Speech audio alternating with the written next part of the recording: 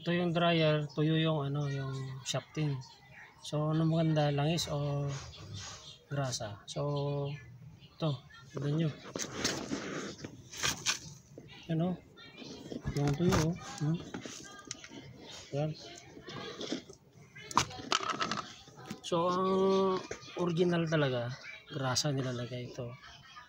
Lagyan natin grasa. Tapos lagyan din natin langis. Ito na mag-lagay.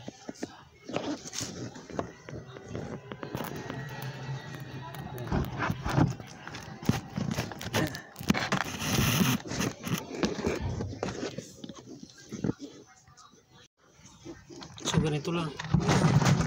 Yun. Yun oh. Kanina tuyong-tuyo, ngayon okay na. Yun, oh. Diba? Smooth na, parang ano lang. Nilalagay nyo lang sa gabi. Yun oh.